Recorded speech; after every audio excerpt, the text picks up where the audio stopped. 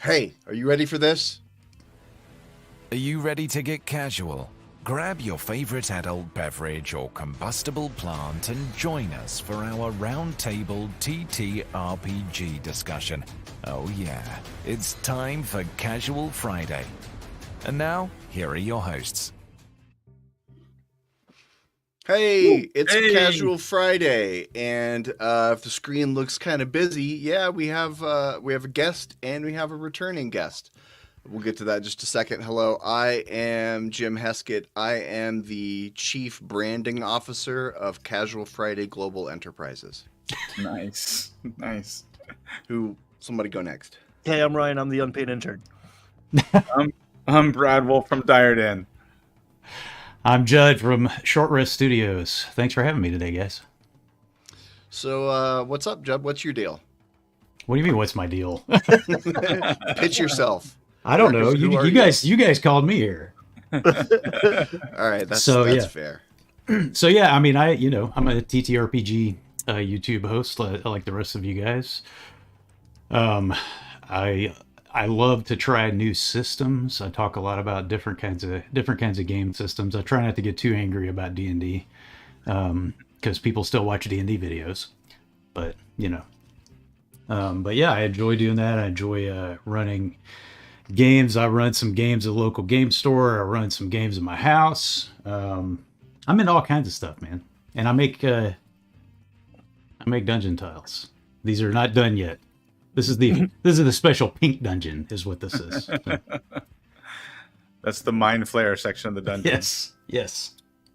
And Brad is back. Welcome back, Brad. Where you been? Oh, all over the place. Apparently, lots of crazy stories being spun by Jim and Ryan in my absence. So that's always fun. We vetted every source. That's all I can say.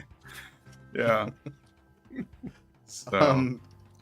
So starting off, the first thing I want to do is I put a secret segment on the agenda. These guys don't know what's about to happen, but thought, just because of the last few weeks and looking forward to the next few weeks, there's been so much chaos in the TTRPG hobby, specifically the D&D parts of it. There's been so much newsworthiness and chaos and drama and things getting worse in YouTube video thumbnails that I wanted to just start us off with a little bit of positivity. And so what I want to do is we're going to have a little debate, and I'm going to be the moderator.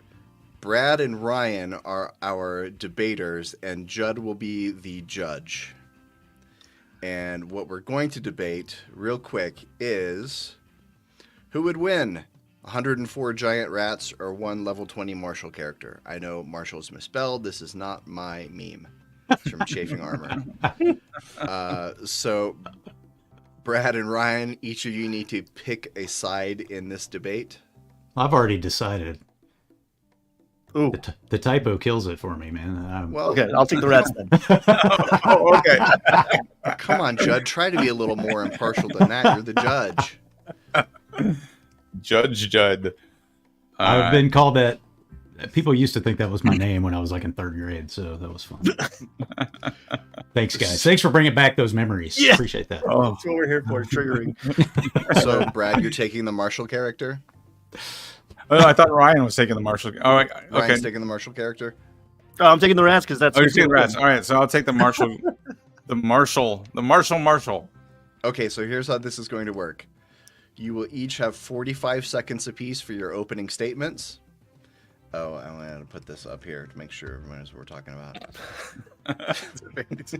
I made it very official. You'll each have 45 seconds for your opening statements, and then you will there'll be a 45-second rebuttal and another final 45-second rebuttal. So you each get 2 turns at the microphone. So who's going first? I'll go first. I don't need 45 seconds. Let's go. All right. All right. Bring it. All right, Ryan, your time begins now. Gentlemen, I present to you the fact that 104 giant rats are the superior fighting force. I don't care what capstone ability you took at level 20. 2 words. Action economy. I roll enough dice, you're donezo. It's just a matter of time. I yield my time. Oh, all right, there we go. As I thought, the action economy would be Ryan's go-to argument, and my side will clearly debunk that action economy is only as good as your ability to manage the 5-foot square grid. So we'll have to see how tactical Ryan is with his 104 rats.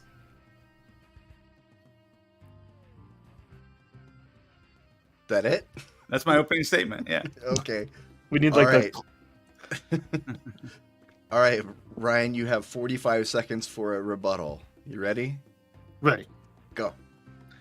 So I got 7 squares to work with. I'm flanking, and then I just got waves and waves, and that just gives me time as the dungeon master, because clearly I'm the dungeon master. If I got all the rats, baby, to cook up other ways these rats could maybe. Oh, I can't break your AC. Well, this one explodes when you kill it, and this one is poison, and this one has a tentacle on its back, because dungeon master wins every time. If we're gonna have a debate about stuff, come on. Boom. Oh, End so of turn. All right. Okay. Brad, your rebuttal begins now. So I want to point out that Ryan's math is wrong to start with. There'd be 8 squares to work with. Just It's about words, not numbers. And ultimately, the best you're going to be able to do with rats is to put them in swarms. And a swarm of rats is a challenge rating 1/4 monster. At best, you're using 8 squares on the grid. You've got 8 challenge rating 1/4 against a level 20 character. All right. Again, Ryan clearly just can't do math. So level 20 character wins. It's just one hit after another.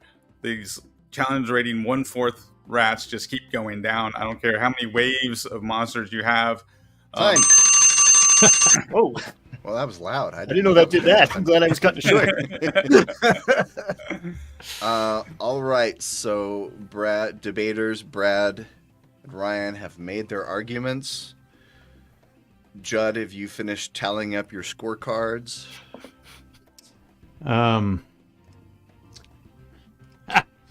I think even with their superior numbers, I think the rats are going down. Think so, huh? Yeah. All right. Yay, debate's over. That was amazing. I win. I hate this game. That went You sound exactly- just like my players. I'm just kidding. That's not true. If you're watching this, guys, that's not true.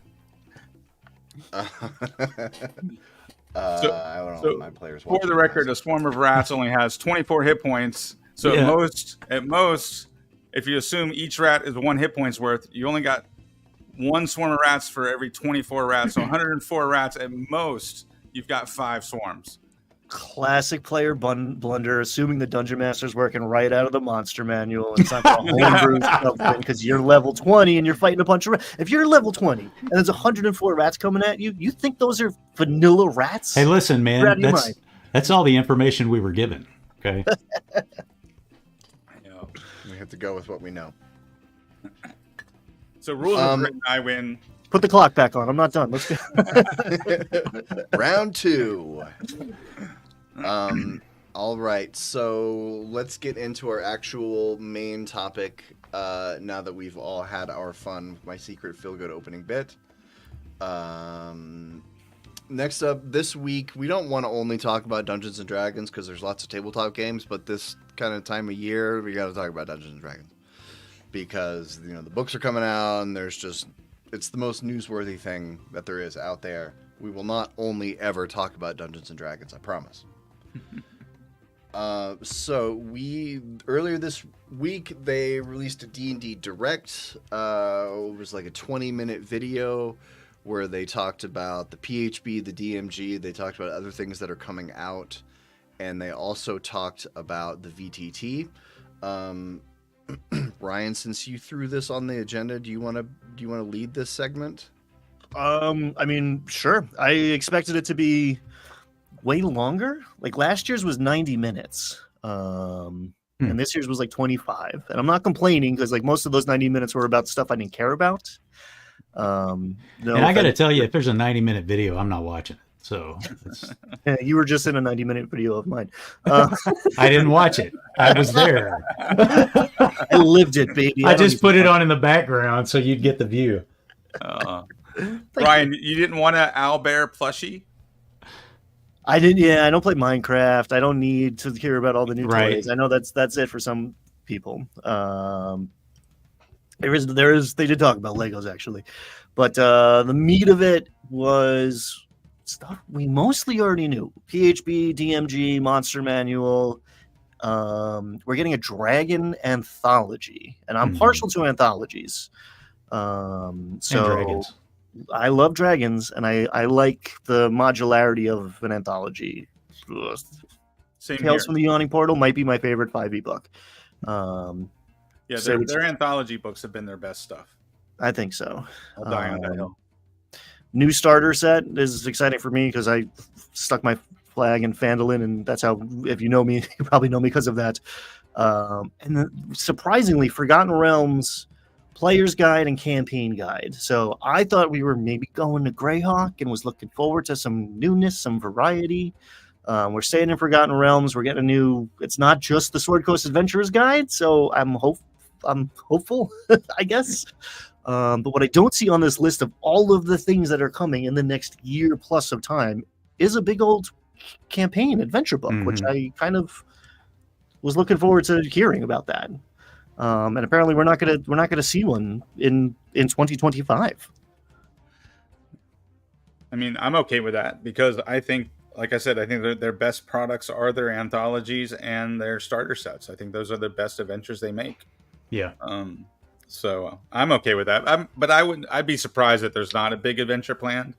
I would think there probably is. It may be more towards the end of the year next year, and they're just not talking about it yet.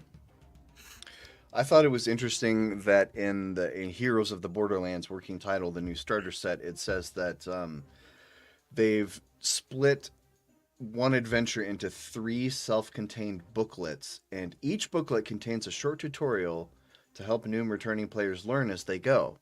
How to play video will also accompany the release. This is the first starter set that I'm aware of that doesn't really include the rules. They're saying, I'm guessing, a couple pages reminding you of like what advantage and disadvantage are, but they're leaning into the how to play video. That sounds kind of cool.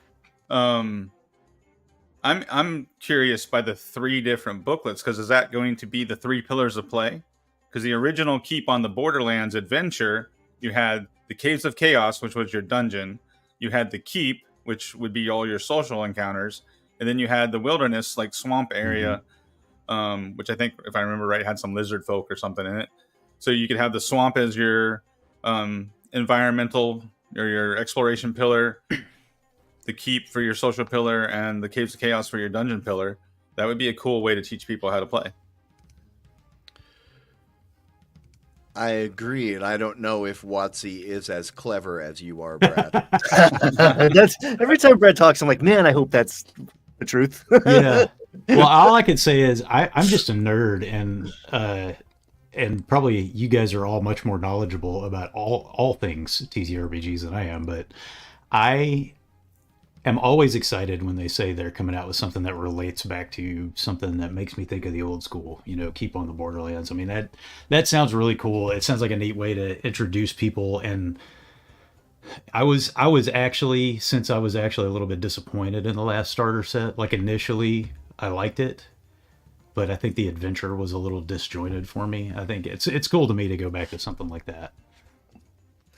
Yeah, I like the nostalgia of, when they redo the old adventures. I appreciate that. Yeah. Sure.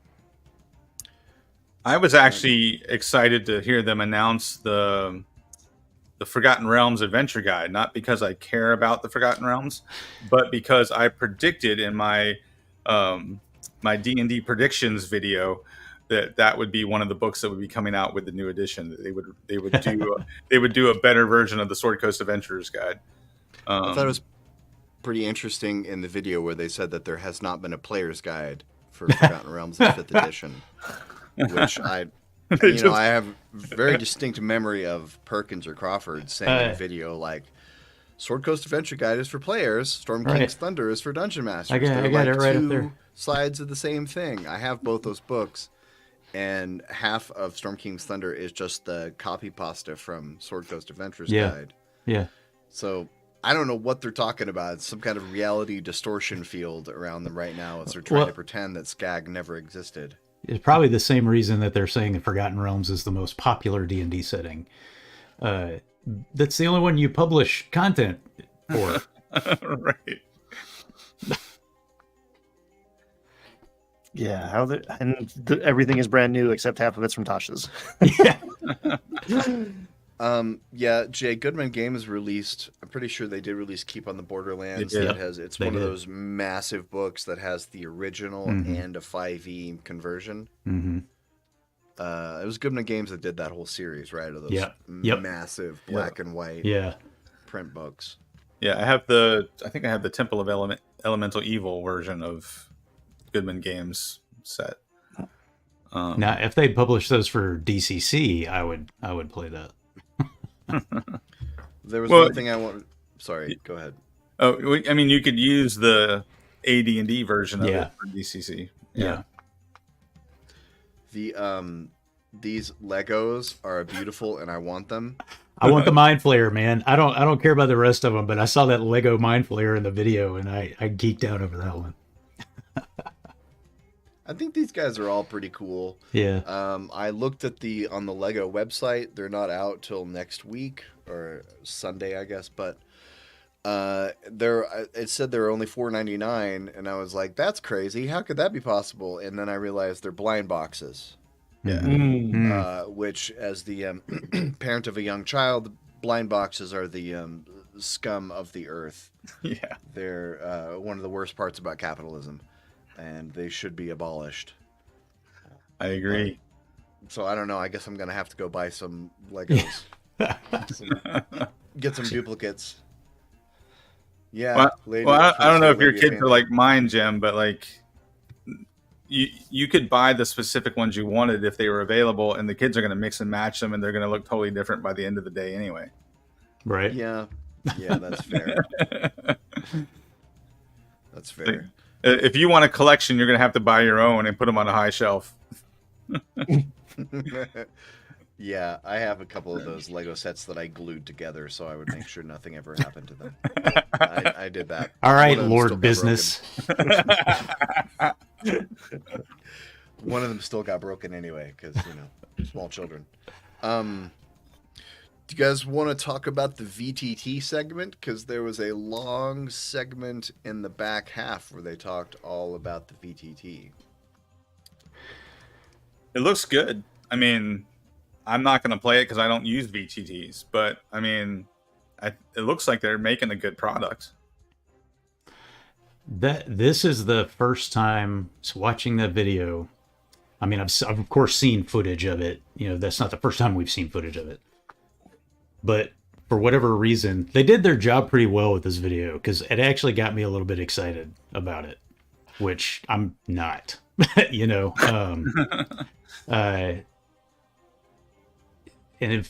That's not really part of this discussion, but I thought it looked really neat. I thought I like that there's video game like effects and things, but they're not going full on video game with it, which I appreciate. I have a lot of thoughts on the whole, the VTT, the complexity of the game itself, AI, dungeon masters, I have all these scenarios running through my head. I look at that VTT and I think it looks really cool, and they are making, like you said, Brad, they're making a really good product. I think, as long as it works, it's one thing if it looks good, but as long as it works, it's a good product. I think it is very clear that Wizards they're going after the players, right? Because historically, dungeon masters are the ones who buy Dungeons and Dragons material, books, and all of that, minis, everything. And it's very clear, they've talked about it, they're going after the players, and I think we're seeing a system that's going to make it really possible and probably very enjoyable for a group of players to get together and maybe have an AI dungeon master and play without a dungeon master, because the game keeps getting harder for DMs to run. That's my opinion. But I thought it looked cool. I thought it looked really good. Yeah, yeah. I think everybody's been concerned about microtransactions, and I think that's pretty clear that microtransactions are, at least the ones directed at players, are going to be how cool can I make my miniature look, right? Which I'm fine with. Like, I mean, if you want to pay for it, go for it. Yeah. Yeah. I mean, there's people out there who are going to love that, but I think there's also there's a ton of us who play at a real table, or we want a more streamlined VTT like Owlbear Rodeo or something, and all of us are still we're going to keep doing what we've been doing. I don't think the VTT is going to change anything for people like us. Now, I will say, I mean, I'm like I want it simple, and I sort of swore off online play for a while, but that's because my only experience was with Roll20, and Roll20 is a pile of hot garbage. But Owlbear Rodeo is so nice. But like, if it's easy to use, then I could see you, like myself, using it for stuff. And one of the things that they said was really interesting, that you could play other systems, other games in their VTT. And I was like, okay, now that's the part that really got me, like, that I might actually use it. You know what I mean? Yeah, because that would be smart. Like, if you were able to just use Dungeon Crawl Classics or Shadow Dark rules, and just use their toy set, right? Like, build your dungeon like you're playing with Dwarven Forge. Use the little miniatures. Yeah. Ryan, were you going to say something about that? I think I'm a little pessimistic. I like what I saw. Like, part of me is like, okay, cool. The cooler this is, the cooler it is. But I think this is the cornerstone for, like, all of the things everyone's been afraid of since they bought D&D Beyond. Of, like, walled garden and just everything digital, microtransactions out the wazoo.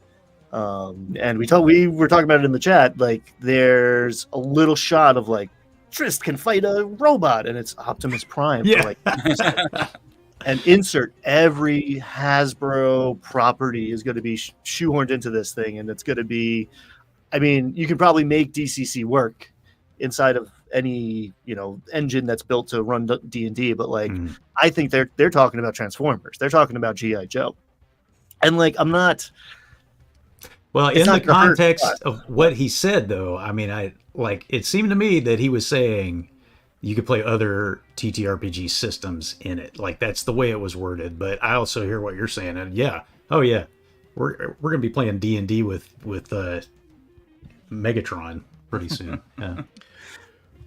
Well, I want to address Twin Steel's comment here about the horse armor. I don't think that the microtransactions are going to be as sinister and invasive as everyone is picturing. I think there's been, it all started when Cynthia Williams said that D&D was under monetized.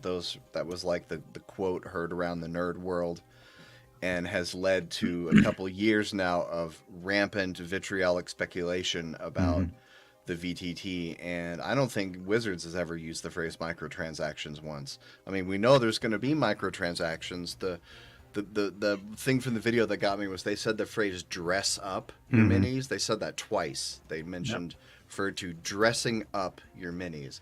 But there was something else in that presentation that I thought was incredibly interesting, was that they showed a screenshot of importing 2D tokens into their maps. Like, in the D&D maps, if you go to add a token for something that doesn't exist, like an ape, it just has that default kind of like Displacer Beast looking silhouette. You can add those tokens into the VTT, and I was like, this is really interesting, because if minis are their moneymaker and they're letting you import these tokens, maybe it's not as sinister as we all think because of all the doomsayers on YouTube. Yeah, I don't think it's going to be. I think what a lot of people envision when they say there will be microtransactions is that is that you're going to have to pay for every little thing to be able to play in this playground. But I don't think that's the case at all. I mean, I think you're right. I think there are going to be things like dressing up your mini, making it look the way you want to, extra features. I think for the monthly subscription fee, you're going to get to play. You know what I mean? Like, it's not going to be so hamstrung that you can't play in it. Yeah, I think your monthly subscription is going to get you the ability to play with all those tokens. And that's going to get you into the environment. You're going to see how cool their little environments are. You're going to be customizing your dungeons. And then you're going to be playing with these free tokens. And it's a matter of time before you're like, I should really spend some money on some miniatures to because the tokens look so flat compared to these cool 3D environments. So that, I mean, and that is a better marketing strategy than trying to force stuff upon people, right? You invite them in at low cost, you get them hooked, and then it's their decision to upgrade, right? Yeah. That's how mobile games do it, right? Mobile games get you in for free, Freemium. Yep. I still play them for free. I just close the app when the ad comes on, and then I open it back up again.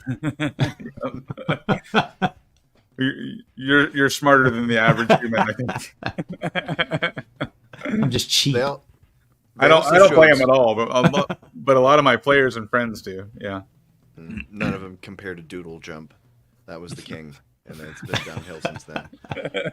They also showed in that presentation, they showed 3D minis on the 2D D&D Beyond alpha maps. I thought that looked the coolest out of all the things they showed, because I was like, this is the most like an actual tabletop, because it's digital, but it's a 2D flat map, and then you have minis sitting on top of it. And I was like, oh, that looks like playing Dungeons and Dragons at a table, because you have a flat map and you have minis sitting on top of it. And so if there's a lower cost way to do that, I might be into that. Otherwise, yeah. I don't know, this doesn't really hook me all that much. I'm not worried that it's going to be like so cool that it's going to take everything over. I'm worried about what happens to the license agreement they have with Roll20 when it comes time to re-up it, and they have their own proprietary tabletop. There's a lot of people who are playing on Foundry, who are playing on Roll20, who are using the system to do the math for them too. And okay, you can have some SRD stuff in there, but like, I think that's, and it's not going to happen tomorrow. But that's the part that I am pessimistic about. But I'm also, the more siloed D&D becomes, I think it actually pushes energy out into all these new systems or old systems. I think some people will be playing D&D in a way that we won't recognize, and you could say that happened 10, 15 years ago to a different generation of people playing D&D. So I'm not worried about my tables. I'm not worried about my game. I just think that there's going to be new people coming into the hobby playing a video game that says Dungeons and Dragons on the tin, and it's going to feel a little bit different and I think something's going to be lost. But maybe we get those people into the pipeline to actually experience RPG.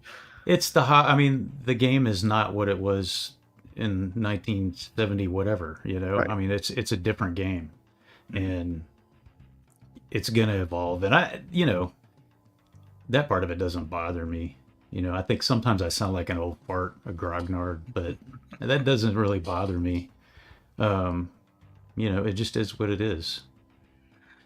Yeah, I remember when I was a kid playing D&D, and in the 80s, early 80s, and like video games were, still looking like, Pac-Man and Space Invaders.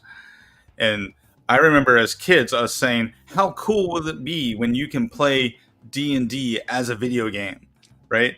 And as kids, we thought that would be the coolest thing ever. And then, fast forward 20 years, and like World of Warcraft was coming out, and I was like, yeah, I have no interest in this whatsoever. It seemed exactly like what I wanted when I was like 10, but then by the time I was 20 something, I'm like, nah, I just want to play D&D at the table with my friends. So I mean, everybody has their their preferences, whether it's what edition you play or if you play online, if you don't play online, everybody has their thing. And I think Wizards of the Coast, if they're smart, which if they're smart, they're gonna make as many ways to play as possible. It'd be foolish of them to try to force everybody to play on the VTT. They're still going to make books. I think they're still going to, give other ways to play the game. And that was one of the things in the video that I was impressed by, is they said that the hardback books will be coming to the local game stores first. Yeah. Love to see it. So I hope that's true. I hope they follow through on that. I'm wondering if that means it'll be at Game Nerds. You guys familiar with Game Nerds? No. Yeah, it's like the Amazon of. Oh yeah, yeah, but they also they're based here, and I'm in North Texas, and they're based here, and they have a store in the town I live in, actually, a couple nearby. So they are my local game store. Nice. Yeah, I'm getting the PHB on Tuesday from my local friendly neighborhood game shop. I still haven't decided if I'm going to get it or not. Yeah, that's a interesting comment that Fred just made about he spoke to somebody who said that they doubt the Unreal Engine will run on a regular computer or normal internet connection. That's interesting. I have a friend of mine who worked on the Unreal Engine for years, so I'll have to follow up with him and see what he thinks. He and I used to play D&D together years ago, so I'll have to check that out.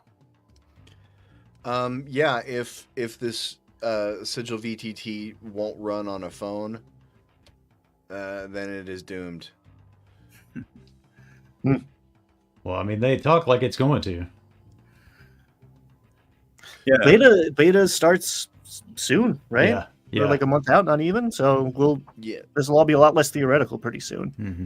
Did everyone sign up for the beta? I did not yet. I did. Yeah. Yeah, I haven't yet. I need to do that. I want to. I want to tinker around with it and see what it looks like.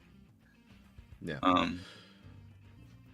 right. So, any other thoughts on this D&D Direct or the VTT part of it? If I had 108 rats, I think I could win. 108 rats I've been on doing the that math. VTT.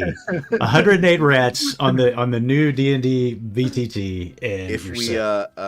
get access to the VTT and are able to stream it, we are going to set that up. 104 rats versus one level 20 barbarian or whatever. The rats would totally win, by the way. Giant rats. They're doing if there's 104 of them, if a quarter of them hit, they're doing something like 100 damage a round. Level 20 barbarian. And what percentage of my giant rats have some weird disease you've never heard of? Most of them. Like, let's go. I can do anything. Ryan just keeps upgrading his rats. That's how I Ryan's run my game. going all Kobayashi Maru on this and rearranging the rules of the test. Mm-hmm. Pray I don't change them further. That's an old Star Trek reference. So let's move on to the next thing. And I was thinking we don't really need to talk about the changelog. It's kind of old news by this point, even though it is the title of the episode. But I'm very curious about this last thing that's on the agenda that I assume Brad added. This segment is titled, "Can we forgive WotC now?" Do we need to forgive them? They're a corporation. Jesus didn't tell me to forgive companies. That's a refreshing perspective. Well, and I guess my thought on forgiveness isn't about the person deserving forgiveness, right? Yeah.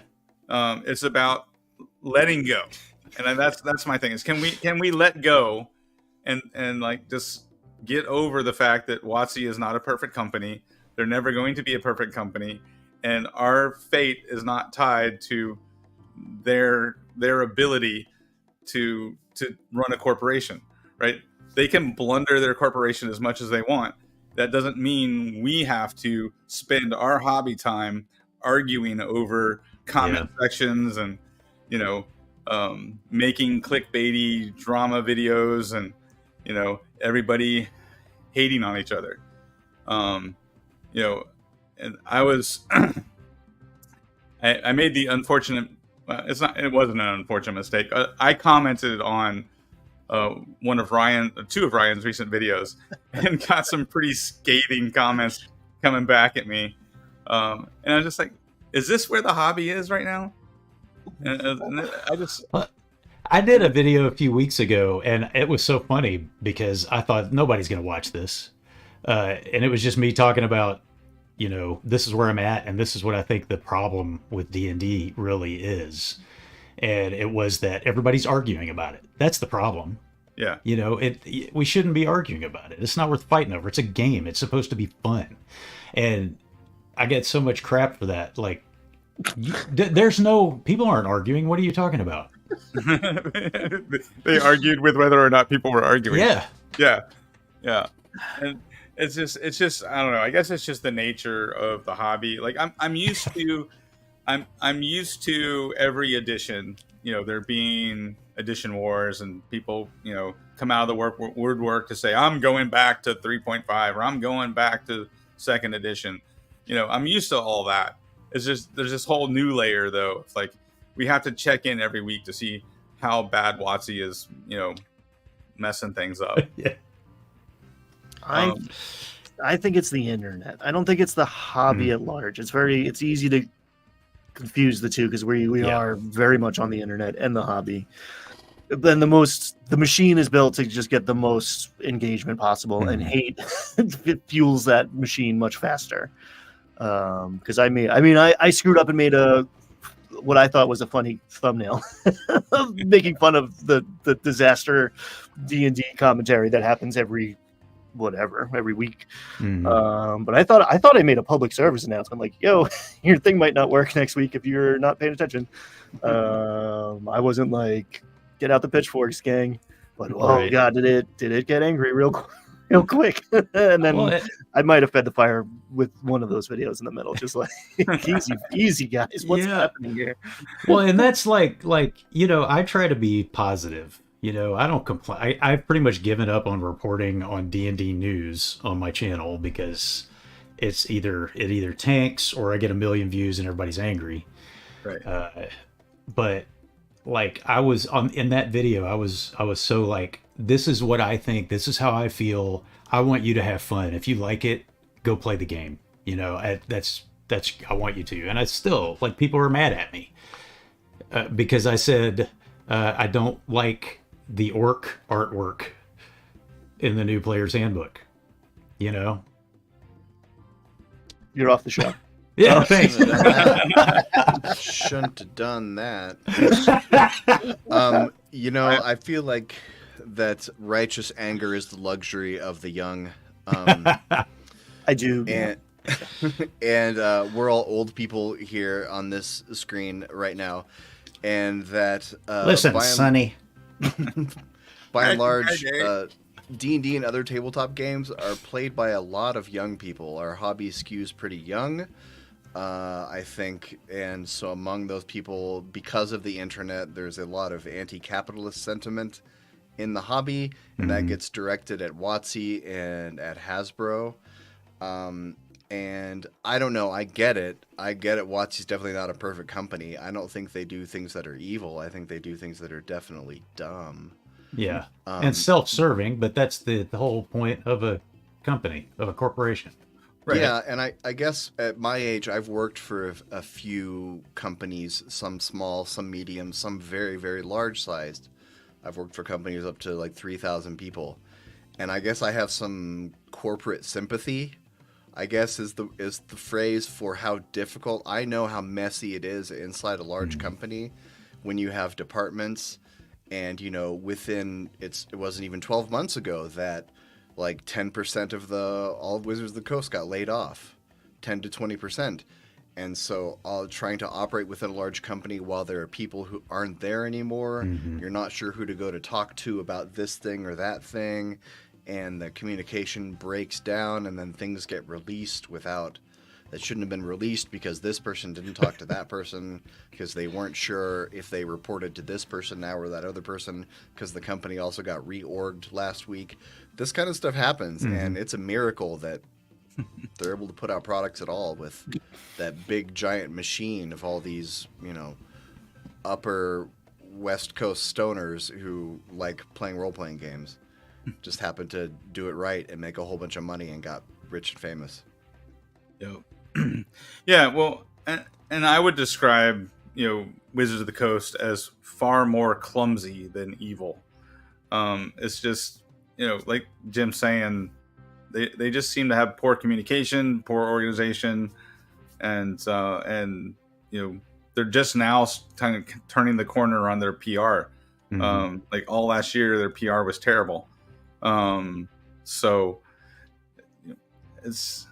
I'm nowhere near as offended as people want me to be about WotC. I'm more just like mildly disappointed. That's kind of my mood.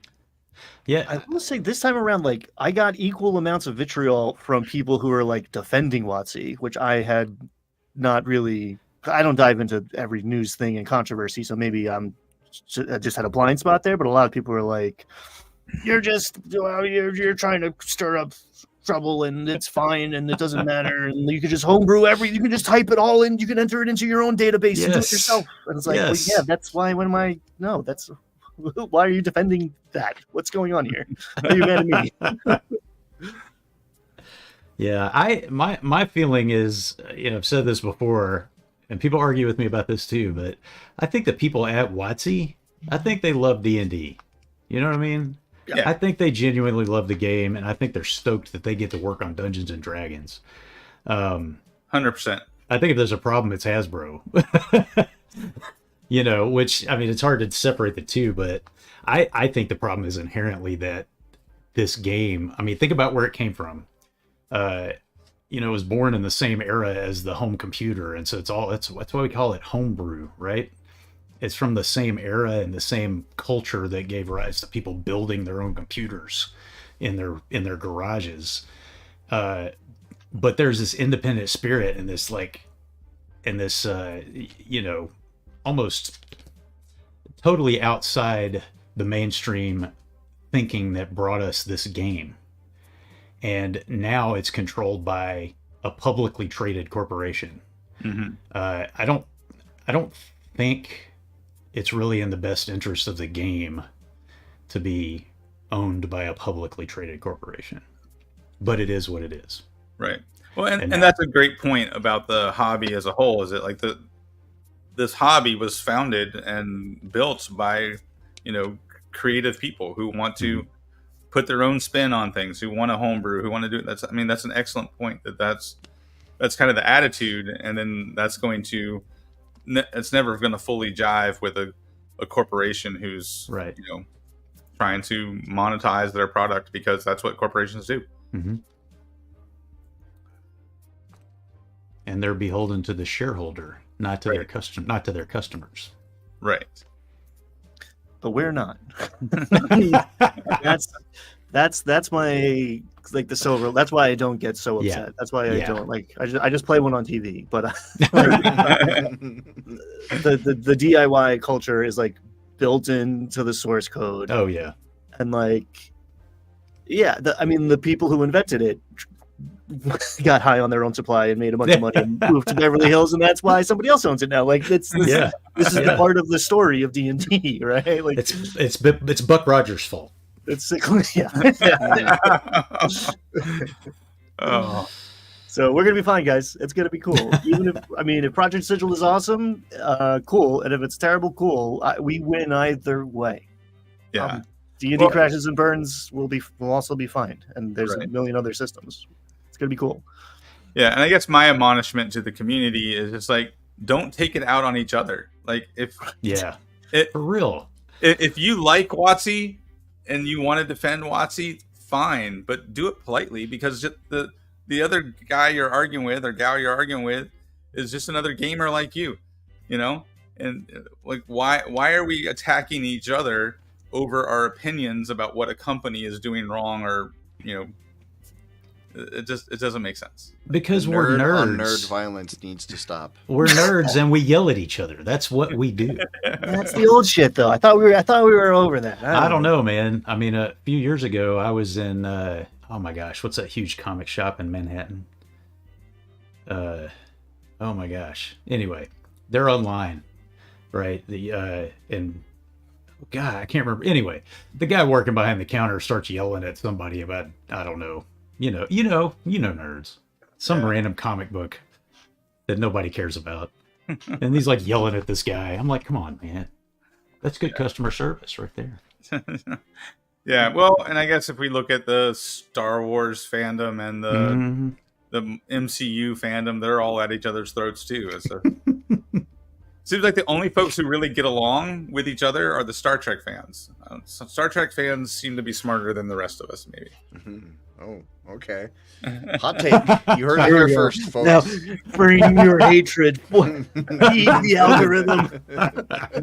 Star Trek versus Star Wars today on Casual Friday.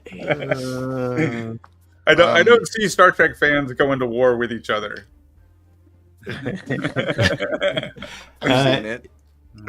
I've seen it. So any other thoughts on Brad's plea for world peace? I like it. I find it inspiring. Yeah, and I do think it's about what are you doing on your side of the equation, on your side of the screen? Are you going to spend 45 minutes typing on the bottom of videos that you disagree with, and then that just gets you more of the videos you disagree with? Yeah. Yep. And the funny thing is, like, I'm not going to mention who. We'll probably know who it is, but it's a YouTuber that I actually have a lot of respect for, enjoy their videos quite a bit, but they often say, you guys complain when I do these kind of videos and say, I used to like your channel, but now all you do is this clickbait stuff. And they say, no, I still do all the other stuff. You just don't watch it. And it's true. Yeah. That people are, and some of it's the algorithm, the algorithm just pushes that stuff because that's what people are watching, and it's unfortunate. Hey, if you watch 10 videos that you like, and then you comment on the one you don't like, right? Guess what? The machine is going to feed you more. And guess what? There's a human being on the other side of the screen too, who's like, well, I'm doing all this stuff that I wanted to do, that I got into it to do, and it's not working. But when I do this, it does work. So apparently this is what people want. You get what you put your energy into. It's karma, essentially, or the law of attraction, or take your pick, but it works on the algorithm. Yeah, that negativity is a powerful draw. Yeah. Unfortunately, the dark side. Two algorithms inside you. Which one do you feed? So I thought maybe the one that says Picard is the best captain. That's heyo. Here we go. Getting salty here. Nerd fight. Nerd fight. I thought, do you guys want to tackle one of our discussion topics with the 10 minutes we have left? I want to yell about rats again, actually. I really enjoyed that. Let's hear it. You want me to put 45 seconds on the clock? So our first discussion topic is, what TTRPG podcasts do you listen to? Who wants to take out their phone and go first and tell us? Tell us what's in their quiver. I'm going to steal Brad's because he got me into it. Dungeon Masters. I'm a few episodes into it, and it's been amazing. It's so good. I like Sean Merwin and Teos Abadia's Mastering Dungeons. Is that there? Yeah. Those guys are super informative, super knowledgeable, and very level-headed as far as like their take, because they've been around the game for forever, and they're like, oh yeah, this has happened before, it's okay.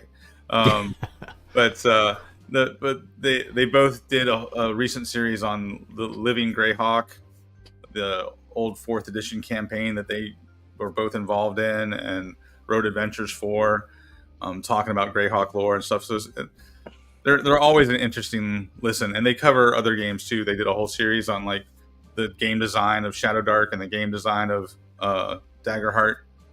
I really like those guys. I don't really listen to podcasts anymore. I used to a lot, but I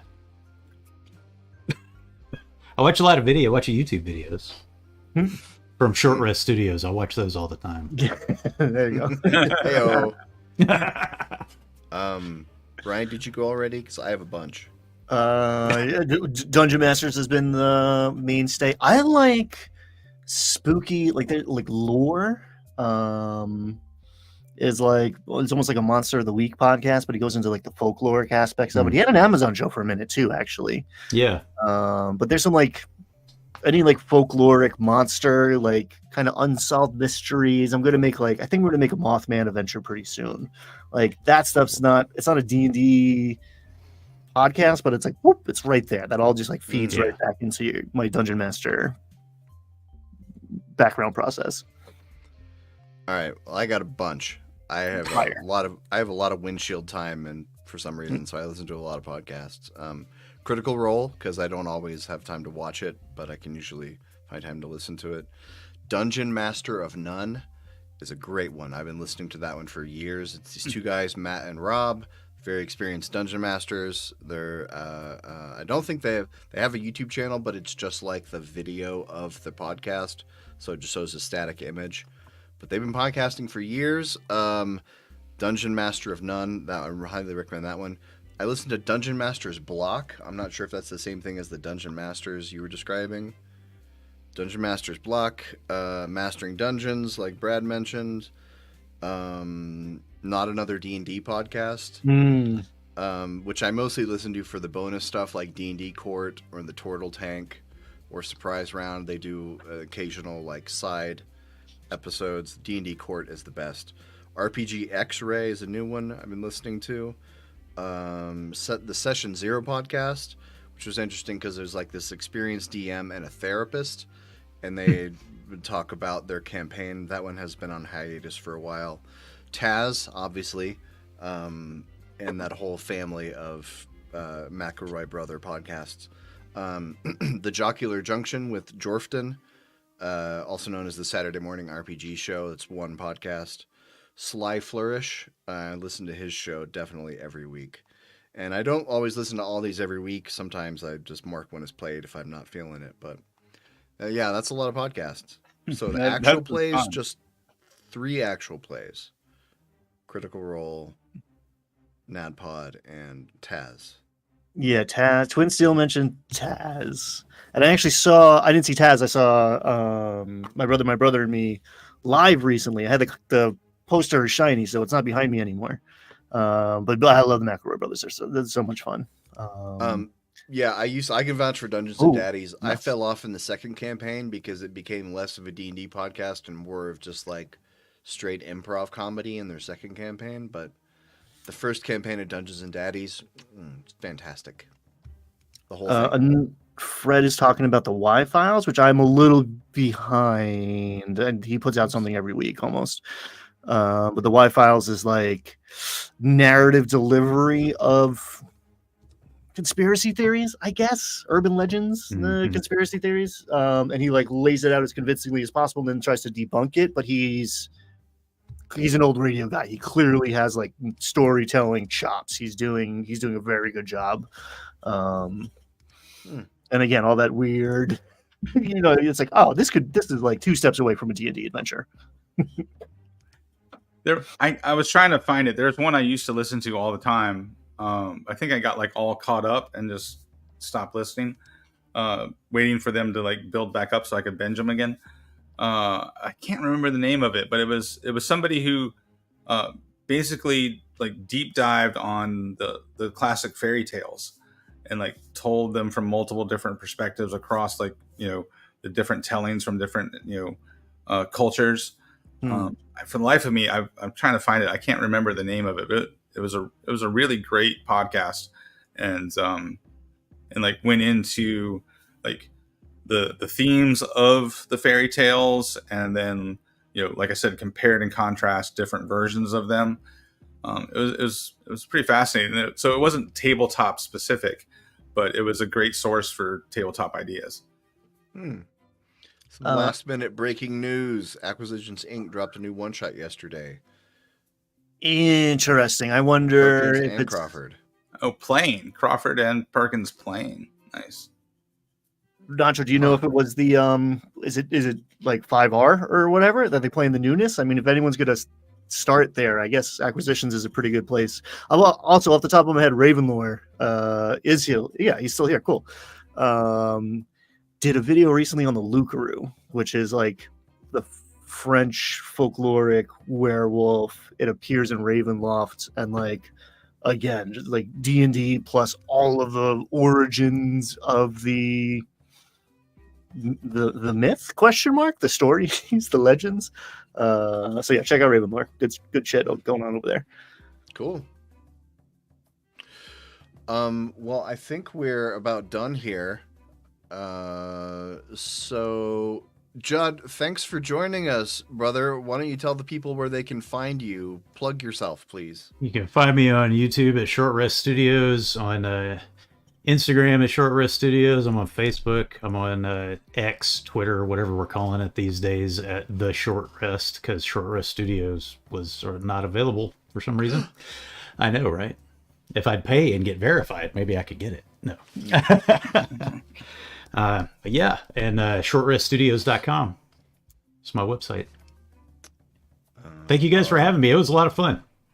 Yeah, thanks for being here. So these guys are...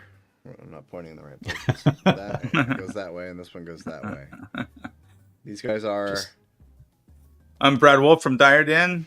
You can find me on YouTube. I'm Ryan Doyle. I'm also on YouTube, and I wrote a book, and it's pretty much done. That's And it's a physical version of the thing. I'm gonna push a button on Monday once the publisher tells me I can, and maybe it's Tuesday because it's a holiday, but it's coming. Everybody, you can get the book. It's a book. It's a book. It's a thing now. It's an object. I'm excited. Tuesday is That's the so traditional cool. book release day. So, Oh, there you go. Yeah. You would know. All right. all right. So, hey, thanks for joining us. I'm gonna hit the button to end the stream now, and we're gonna freeze in place, just like that's not the right one. This is the right one. Now here we go. Dun, dun.